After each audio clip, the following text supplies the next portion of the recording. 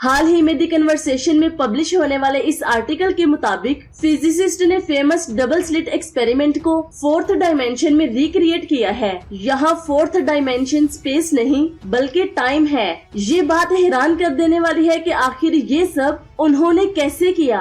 इसके बारे में जानने से पहले थोड़ा डबल स्लिट एक्सपेरिमेंट के बारे में जानते हैं। आज से तकरीबन 200 साल पहले दुनिया के तमाम साइंटिस्ट के दरमियान एक डिबेट हो रही थी कि लाइट एक पार्टिकल होता है या फिर लाइट एक वेव होती है। अब ऐसे में थॉमस यंग नाम के ब्रिटिश फिजिसिस्ट ने विजिबल लाइट की मदद से एक एक्सपेरिमेंट को परफॉर्म किया और उन्हें वहाँ कुछ इंटरफेरेंस पैटर्न देखने को मिले। अब जो पैटर्न उन्हें मिले थे वो सिर्फ एक ही तरफ इशारा कर रहे थे कि लाइट की नेचर वेव की तरह होती है। अब थॉमस के उस एक्सपेरिमेंट के बाद उस वक्त के साइंटिस्ट ये मानने लगे कि लाइट असल में वेव होती है। लेकिन वक्त गुजरने के साथ साथ डिफरेंट एक्सपेरिमेंट करने से हमें ये भी पता चला है कि पार्टिकल्स भी ऐसे इंटरफेरेंस पैटर्न क्रिएट कर सकते हैं। इसके बाद 1927 में डेविसन एंड जर्मन एक और एक्सपेरिमेंट करते हैं जिससे ये पता चलता है कि ये इंटरफेरेंस पैटर्न सिर्फ लाइट ही प्रोड्यूस नहीं करती बल्कि पार्टिकल्स जैसे कि इलेक्ट्रॉन्स, एटम्स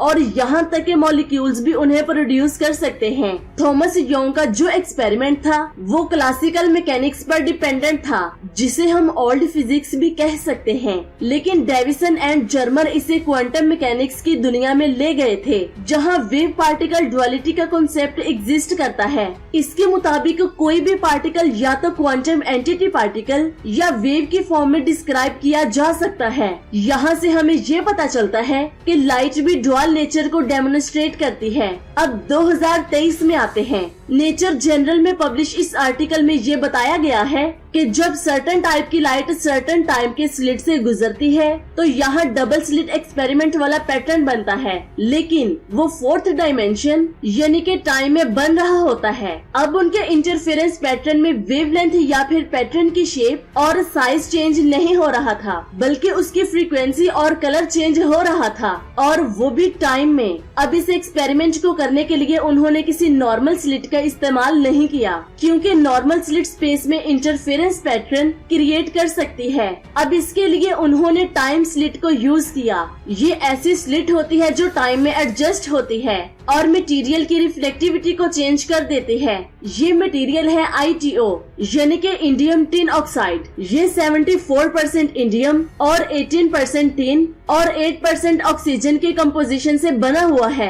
ये मटेरियल हमारे मोबाइल की स्क्रीन में भी पाया जाता है। इसकी सबसे खास बात यह है कि ये अपनी रिफ्लेक्टिविटी को चेंज कर सकता है। ये चेंजिंग लाइट की टाइप पे डिपेंड करती है। कुछ टाइप्स की लाइट के लिए ये ट्रांसपेरेंट होता है और कुछ के लिए रिफ्लेक्टिव बिहेवियर शो करता है। मतलब कि इसकी मदद से कुछ कंडीशंस में लाइट के रास्ते को ट्रांसपेरेंट बनाया जाता है और कुछ कंडीशंस में लाइट को रिफ्लेक्ट करवाया जा सकता है। ऑब्वियसली ऐसा किसी रिफ्लेक्टिविटी के चेंज होने से ही हो रहा होता है, लेकिन रिफ्लेक्टिविटी का ये चेंज इंस्टेंट नहीं होता। इसमें 10 फेम्टोसेकंड का डिले आ रहा होता है। एक फेम्टोसेकंड का मतलब 10⁻⁻15 सेकेंड, यानी कि जब एक सेकंड के 1 क्वाड्रिलियन टुकड़े किए जाते हैं तो वो टुकड़ा 1 फेम्टोसेकंड होता है और इस चेंज में टोटल 10 फेम्टोसेकंड लग रहे हैं। अब जरा देखिए, इस एक्सपेरिमेंट के लिए 40 nanometer thick indium tin oxide की लेयर ली गई थी जिस पर ग्लास और गोल्ड की कोटिंग की गई थी।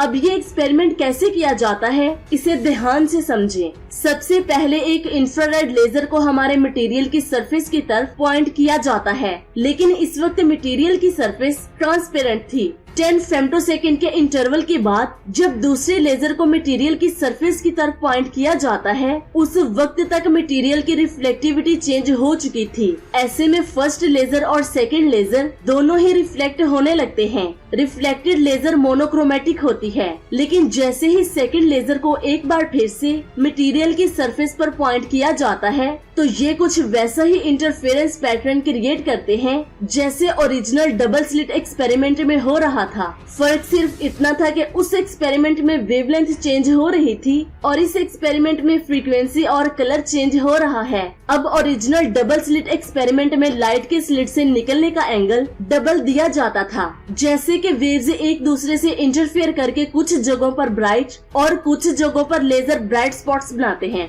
जिसकी वजह से unique interference interference pattern create होते थे। लेकिन इस न्यू एक्सपेरिमेंट में लाइट ने अपना एंगल चेंज नहीं किया बल्कि अपनी फ्रीक्वेंसी चेंज की थी, जिसकी वजह से एक ही लाइट बीम में कई कलर्स की लाइट रेज शामिल हो गई। और इस तरह हमने हिस्ट्री में पहली बार टाइम में डबल स्लिट एक्सपेरिमेंट को परफॉर्म किया।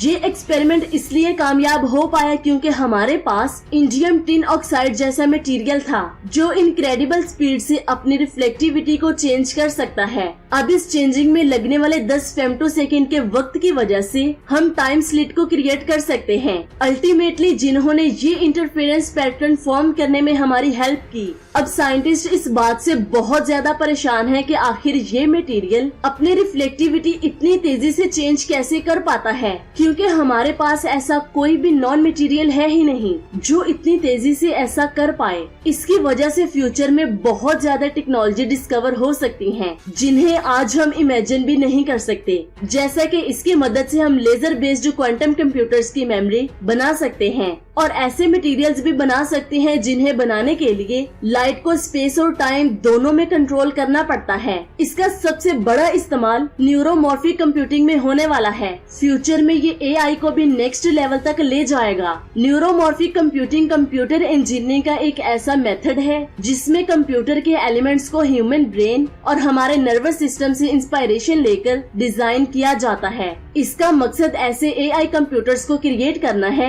जो इंसानों के दिमाग की तरह सोच सके और वो न्यू चीजें सीख सके। ये टाइम क्रिस्टल के कॉन्सेप्ट को भी अच्छे से समझने में हमारी हेल्प करेगा। जहाँ एक नॉर्मल क्रिस्टल में एटम्स स्पेस में पीरियोडिकली अरेंज होते हैं, तो वहीं टाइम क्रिस्टल में ये एटम्स स्पेस और टाइम दोनों में पीरियोडिकली अरेंज होते हैं। टाइम क्रिस्टल पार्टिकल्स का एक ऐसा क्वांटम सिस्टम होता है जिसकी लोएस्ट एनर्जी की स्टेट कुछ इस तरह की होती है कि इसमें रेपिटेटिव मोशन होती है। इस कॉन्सेप्ट को सबसे पहले 2012 में फ्रैंक ने थ्योरेटिकली एक्सप्लेन किया था और अभी तक ये सिर्फ थ्योरेटिकली ही एग्जिस्ट करता है। नॉर्मली जब आर्टिकल्स की मोशन होती है तो ये काइनेटिक एनर्जी को रिप्रेजेंट करते हैं, लेकिन टाइम क्रिस्टल में ये मोशन बगैर किसी एनर्जी के होती है। टाइम क्रिस्टल का कॉन्सेप्ट बहुत ज्यादा ब्रॉड है, इसे शॉर्ट में समझाना पॉसिबल नहीं होगा। न्यूरोमॉर्फिक कंप्यूटिंग और टाइम क्रिस्टल के कॉन्सेप्ट के साथ ही ऐसे और भी बहुत ज्यादा फिनोमिनन होंगे जो इस न्यू डिस्कवरी से क्रिएट होंगे। 3 अप्रैल 2023 को ही इस कॉन्सेप्ट को दुनिया के सामने रखा गया है। फ्यूचर में साइंटिस्ट इसे मजीद एनालाइज करेंगे। ये एक्सपेरिमेंट वेव फिजिक्स का एक बेटर डेमोन्स्ट्रेशन बनाकर उभरा है, जो हमें स्पेस के डोमेन से टाइम के डोमेन में इंटरफेरेंस के ट्रांसफर का कॉन्सेप्ट भी देता है। वैसे आप इसके बारे में क्या सोचते हैं, नीचे कमेंट्स करके जरूर बताएं। अपना बहुत सारा ख्याल रखें, दुआओं में याद रखें। अल्लाह हाफिज।